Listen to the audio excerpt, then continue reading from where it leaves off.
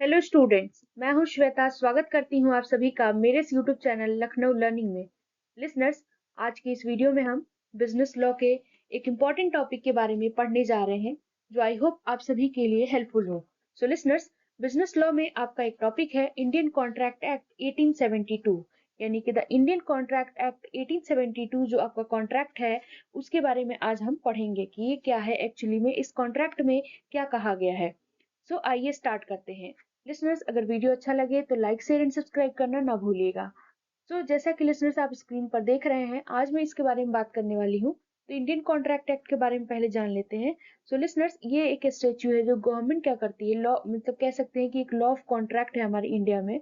अब इसकी बात करते हैं, ये आया कब।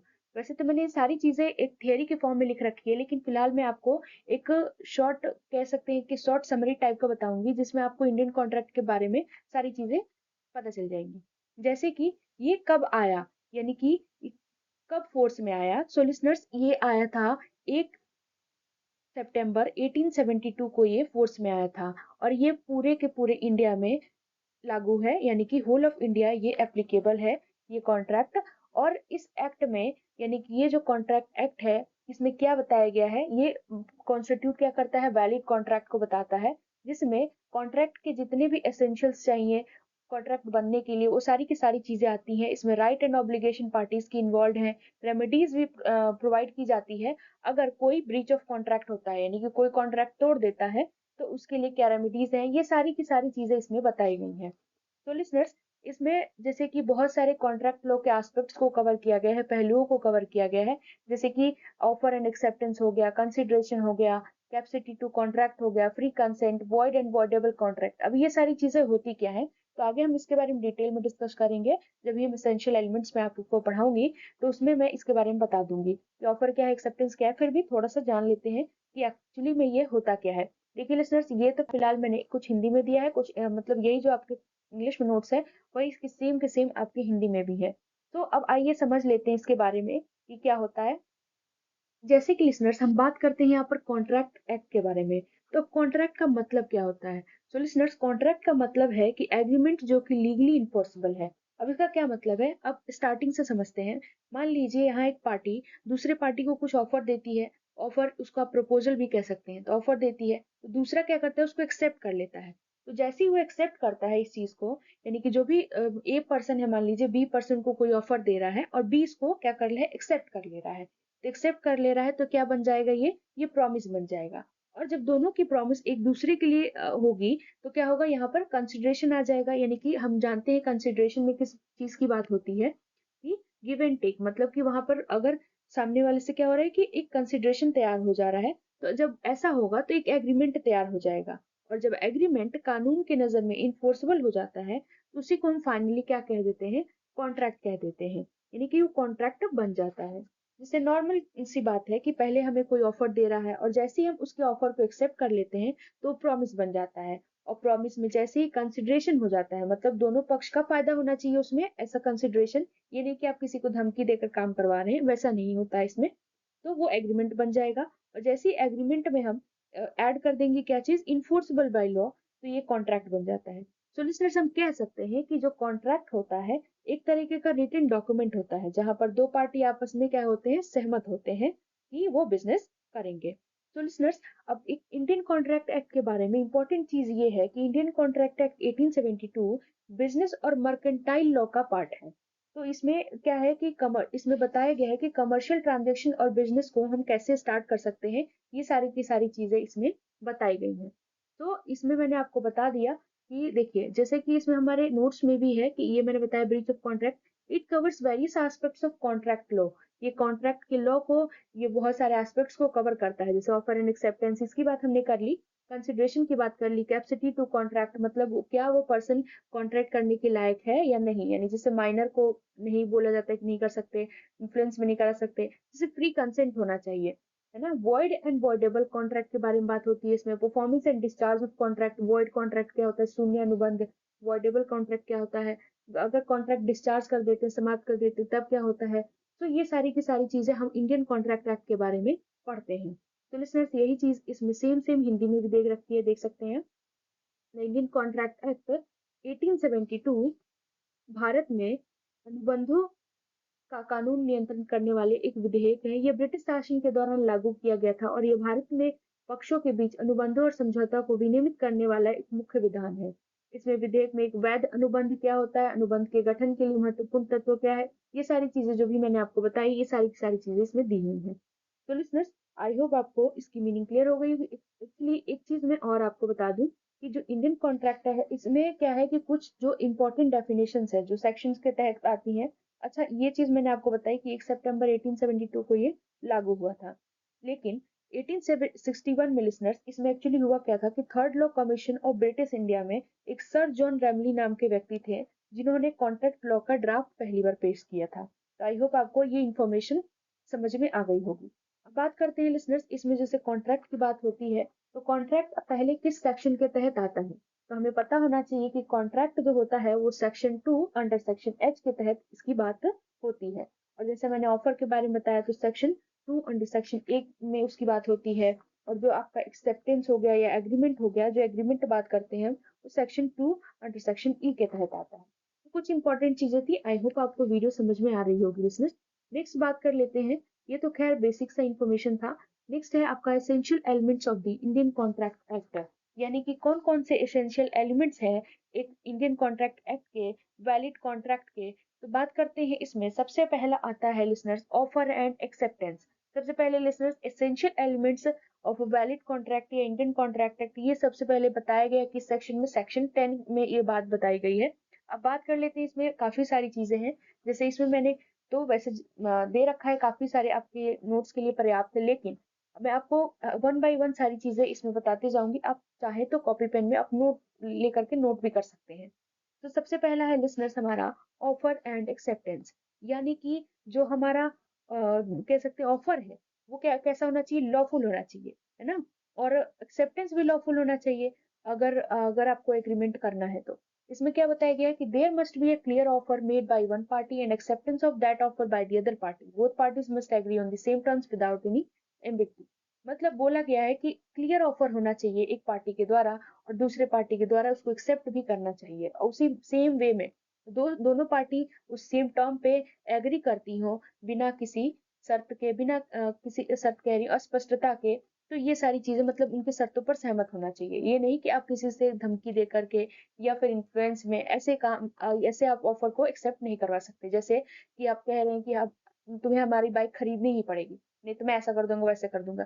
तो ये ऑफर नहीं होता है। अगर एक पर्सन है ए, वो अगर अपनी बाइक को बेचना चाहता है बी को, तो बी को अगर ये एक्सेप्टेबल होगा, एक्सेप्ट करता है, तभी वो कॉन्ट्रैक्ट में आएगा, एग्रीमेंट में आएगा, वरना नहीं, धमकी देके नहीं होता है। तो आई होप आपको पहला मीनिंग समझ में आ गया होगा।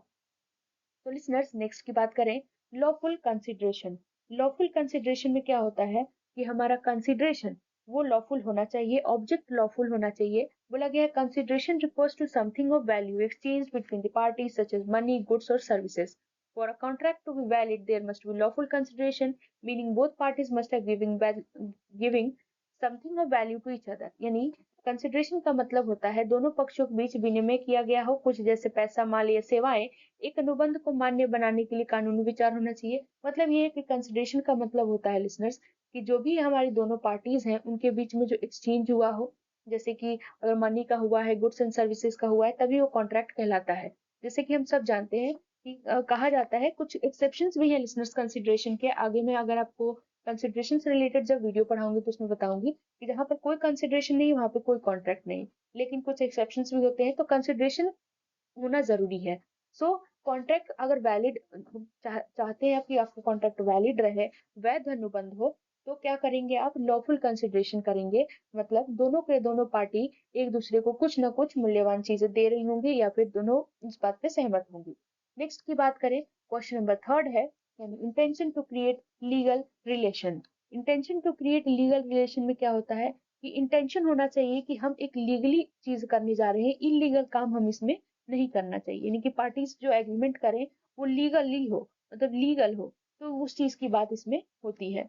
जैसे इसमें देखते हैं, both parties must intend for the agreement to create legal obligation. यानी दोनों पक्षों को समझौता की कानूनी दायित्व उत्पन्न करने की इच्छा होनी चाहिए। सोशल एग्रीमेंट और agreements made in a domestic और फ्रेंडली कॉन्टेक्स्ट में not necessarily create legal relation. यानी कि सोशल एग्रीमेंट जो होता है या फिर डोमेस्टिक या फ्रेंडली नेचर में जो एग्रीमेंट होते हैं वो कोई लीगल रिलेशन में नहीं आता है। तो उसी को क्या कहते हैं हम, intention to create legal relation, यानी कि दोनों पार्टी की जो इंटेंशन होनी चाहिए वो लीगल रिलेशन क्रिएट करने की होनी चाहिए। तो लिसनर्स, जैसे कि इसमें बताया गया कि जो एग्रीमेंट होती है सोशल या डोमेस्टिक नेचर की, वो कोई लीगल रिलेशन नहीं बनाता। क्यों नहीं बनाता? क्योंकि ये किसी कॉन्ट्रैक्ट को राइज नहीं करता है। तो उसी को कहते हैं ये intention to create legal relation. Next की बात करें, नेक्स्ट है ऑप्शन 4, यानी कि ऑप्शन नहीं कह सकते हैं, पॉइंट 4, कैपेसिटी टू कॉन्ट्रैक्ट। यानी कैपेसिटी टू कॉन्ट्रैक्ट में क्या बताया गया है? The parties entering into the contract must have the legal capacity to do so. This means that there must be of sound mind, not minors, and not disqualified by law from entering into contract. Capacity of contract या capacity of parties भी कह सकते हैं कि जो भी parties agreement में है वो कॉन्ट्रैक्ट करने के लायक हो। यानी कि इसमें बताया गया है कि अगर आपको कॉन्ट्रैक्ट करना है तो दोनों पार्टीज जो होंगी, यानी दोनों पार्टीज जो कॉन्ट्रैक्ट कर रही हैं, उनके लीगली कैपेसिटी होनी चाहिए, कानूनी क्षमता होनी चाहिए। इसका अर्थ क्या है कि वो साउंड माइंड का व्यक्ति होना चाहिए, यानी कि वो सोचने समझने के लायक होना चाहिए कि हाँ उसके किया जो भी हम बिजनेस कर रहे हैं वो सब सोचने मतलब पागल नहीं होना चाहिए, अनसाउंड माइंड का नहीं होना चाहिए, लुनेटिक्स नहीं होना चाहिए। ये चीज बताई गई है। नॉट माइनर, यानी माइनर नहीं होना चाहिए। तो मतलब माइनर कौन होता है? जो अंडर 18 होते हैं, वो नहीं होना चाहिए। Not disqualified by law, law के द्वारा डिस्क्वालिफाइड नहीं होना चाहिए, तभी वो कोई भी कॉन्ट्रैक्ट कर सकता है। सो नेक्स्ट की बात करें, क्वेश्चन जो आपका है point 5, pre consent. Pre consent में क्या बताया गया है? यानी कि जो हमारी स्वतंत्र सहमति होती है उसी को कहते हैं प्री कंसेंट। यानी कि प्री कंसेंट सारे पार्टीज की एग्रीमेंट में एक कह सकते हैं अनदर एसेंशियल एलिमेंट है एक वैलिड कॉन्ट्रैक्ट की या इंडियन कॉन्ट्रैक्ट एक्ट की। तो कंसेंट का तब फ्री होगी जब ये कोएर्जन के द्वारा नहीं होगी। अब कोएर्जन क्या होता है लिसनर्स? तो इसका मतलब होता है जैसे धमकी देना, ब्लैकमेल करना। तो इसका मतलब ये चीज होती है। अंडर इन्फ्लुएंस, इन्फ्लुएंस में नहीं होनी चाहिए, यानी किससे प्रभावित करके आप काम कर रहे हैं। फ्रॉड नहीं होना चाहिए, मिसरिप्रेजेंटेशन नहीं होना चाहिए, मिस्टेक नहीं होना चाहिए। लिसनर्स, इसमें ये सबके अलग अलग सेक्शंस बताए गए हैं कि क्वेश्चन का क्या है, आपका अंडी इन्फ्लुएंस का क्या है, फ्रॉड का क्या है, मिसरिप्रेजेंटेशन का क्या है, मिस्टेक का क्या है। सबका ऐसे 15, 16, 17, 18 ऐसे करके सारे के सारे का आपको सेक्शंस बताए गए हैं कि किस सेक्शन में इसको एक्सप्लेन किया गया है। तो ये होता है प्री कंसेंट, यानी कि जो आपका प्री कंसेंट तभी माना जाएगा जब इस सारी चीजों को हटा करके आप कॉन्ट्रैक्ट करेंगे। ये नहीं कि अगर आपको कोई भी कॉन्ट्रैक्ट करना है और आप सामने वाले को ब्लैकमेल कर रहे हैं कि अगर आप हमारे साथ कॉन्ट्रैक्ट नहीं करेंगे तो मैं ये कर लूंगा, चाहे मैं आपके साथ वो कर दूंगा। तो ऐसा नहीं होना चाहिए, मतलब कोई भी धमकी नहीं होनी चाहिए, इन्फ्लुएंस भी नहीं होना चाहिए। तो दोनों पार्टीज कंसेंट करके उस कॉन्ट्रैक्ट को कर सकती हैं बिना बिना एक्सटर्नल प्रेशर के, इम्प्रॉपर इंड्यूसमेंट के। उसे कहते हैं हम प्री कंसेंट। नेक्स्ट है क्वेश्चन नंबर, माफ कीजिएगा, जो आपका पॉइंट है 6, लॉफुल ऑब्जेक्ट। लॉफुल ऑब्जेक्ट यानी कि जो हमारा उद्देश्य है वो लॉफुल होना चाहिए, लीगल होना चाहिए। कानूनी उद्देश्य जो है, अनुबंध का उद्देश्य या ध्यान कानूनी होना चाहिए, यानी ऑब्जेक्ट हमारा एकदम लॉफुल होना चाहिए। बोला है द ऑब्जेक्ट और purpose of the contract must be lawful, यानी कि किस पर्पस से, जो भी आप पर्पस से कॉन्ट्रैक्ट कर रहे हैं वो कानून की नजर में सही होना चाहिए, लॉफुल होना चाहिए। Contract with unlawful objects such as contract to commit a crime or contract against public policy are not enforceable. यानी कि कानून की नजर में जो सही नहीं है, जो गलत है, जो कह सकते हैं अपराध है या फिर जो क्राइम है, वो कॉन्ट्रैक्ट लॉफुल हो ही नहीं सकता। तो अनलॉफुल ऑब्जेक्टिव्स नहीं होनी चाहिए, जैसे कि कोई भी क्राइम करने की या फिर कॉन्ट्रैक्ट अगेंस्ट पब्लिक पॉलिसी, उस तरीके के कानून नहीं होना चाहिए। यानी कि कानून तोड़ने के लिए जो कॉन्ट्रैक्ट होते हैं उस तरीके का कोई भी कानून नहीं होना चाहिए, यानी ऑब्जेक्ट ही आपका लॉफुल होना चाहिए। तो आई होप लिसनर्स आपको जो भी मैं बता रही हूँ क्लियर हो रहा होगा। नेक्स्ट बात करते हैं, नेक्स्ट पॉइंट है आपका certainty and possibility of performance. Certainty and possibility, listeners वैसे तो सर्टेनिटी की बात सेक्शन 29 में की गई है कॉन्ट्रैक्ट एक्ट के, कि एग्रीमेंट जो होता है मतलब कि वो ये नहीं कि सर्टेन ही ना हो, तो मतलब वो वॉइड हो जाएगा। जैसे क्या मतलब है कि the terms of the contract must be certain and capable of being perform, यानी कॉन्ट्रैक्ट आपका ऐसा होना चाहिए जो सर्टेन हो ना, स्पष्ट हो और उसको परफॉर्म किया जा सके। और वॉइड और इंडेफिनिट टर्म्स में रेंडर द कॉन्ट्रैक्ट इनफोर्सेबल, मतलब अस्पष्ट ना हो, अनिश्चित शर्तें नहीं हो, वरना वो क्या हो जाएगा, वो अनुबंध को मान्य नहीं किया जाएगा। जैसे पॉसिबिलिटी ऑफ परफॉर्मेंस की बात कर सकते हैं, जैसे कोई कहता नहीं कि हम आपके लिए चांद तारे तोड़ करके ला सकते हैं, तो ये वॉइड है, ऐसा हो ही नहीं सकता। मतलब ऐसी चीजों का आप प्रॉमिस करें जो कि पॉसिबल हो। जैसे मान लीजिए कि हम ए बी से कहते हैं कि वो क्या करेगा, मैजिक से वो खजाना ला सकता है, बी से कहता है, तो ये एग्रीमेंट क्या है, इन्फोर्सेबल ही नहीं, क्योंकि ऐसा हो ही नहीं सकता कि मैजिक से वो खजाना ला दे। तो ये चीज होती है कि possibility of performance. I hope आपको ये पॉइंट भी क्लियर हो गया होगा। लिसनर्स, अगर वीडियो अच्छा लगे तो लाइक शेयर सब्सक्राइब करना ना भूलिएगा। लास्ट पॉइंट की बात करेंगे लिसनर्स इसमें। लास्ट पॉइंट है नॉट एक्सप्रेसली डिक्लेयर्ड वॉइड। मतलब वो जो कॉन्ट्रैक्ट है यानी जो एग्रीमेंट है वो एक क्या होना चाहिए, must not have been expressly declared to be void. मतलब ये बताया गया है the contract must not be expressly declared void by law. यानी कि जो अनुबंध है, जो आपका कॉन्ट्रैक्ट है, वो कानून द्वारा विशेषता रूप से शून्य नहीं किया जाना चाहिए। अब ये वॉइड क्या होता है लिसनर, जब मैं आपको टाइप्स ऑफ कॉन्ट्रैक्ट पढ़ाऊंगी तो वहां पे सारी चीजें बता दूंगी कि वॉइड कॉन्ट्रैक्ट क्या होता है। वॉइड कॉन्ट्रैक्ट का सिंपल सा मीनिंग आप ये समझ लीजिए कि जो कह सकते हैं कि शून्य अनुबंध जो होता है, मतलब वो अनुबंध जो कानून रूप से वैध नहीं है यार, यानी कि सही नहीं है, उसी को कहते हैं। यानी कह सकते हैं आप ये भी कि इंडियन कॉन्ट्रैक्ट एक्ट के नियमों के तहत नहीं है, तो उसी को वॉइड कॉन्ट्रैक्ट कह देते हैं। तो इसमें बोला गया कि किस कुछ तरीके के कॉन्ट्रैक्ट यानी certain types of contract such as those entered into by minors और those based on illegal activities are considered void from the beginning.